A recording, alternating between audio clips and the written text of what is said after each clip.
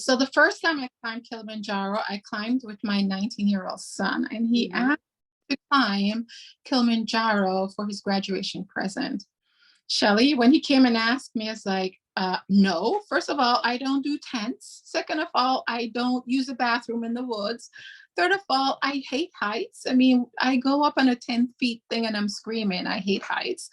And Oh, so he's like, really? yeah, it's like, Mom, why don't you just read about it? And I thought he worked so hard to graduate high school that he's asking for something super small. He's autistic, and his high school life was a struggle. And so I figured, okay, let me go or see what this Kilimanjaro is all about.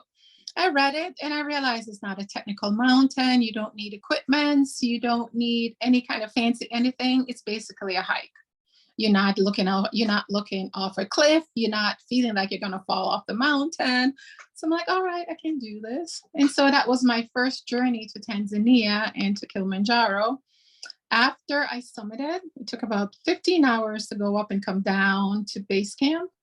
I turned to my son and I said, I'll never do this again. This is the craziest thing I've ever done, the hardest thing I've ever done in my life. And somebody would have to be out of their mind to try this again.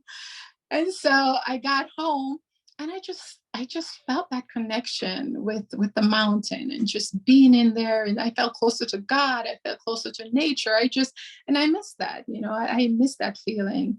And the guide I climbed with, his name is Baraka. And so Baraka and I kept in touch, and he told me, I'm very much interested in starting my own company, but I don't know how to go about doing it. And I thought, ding, ding, ding, ding, ding.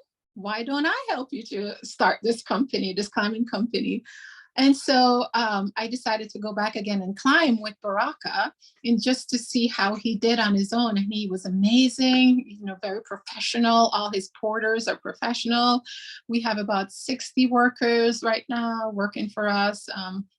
And so anyway, I kind of jumped ahead. Let me go back to how Soraka came into play. And so Baraka asked, said this was his dream. He wanted to own his own company. And I thought, okay, I'll help you. And so we started trying to come up with business names. So it was like Climb with Baraka, nope. Summit with Baraka, nope. So many names were taken. And so one morning I woke up and I thought, ding, wait a minute. How about my name with yours? So Sophia Baraka. And so we came up with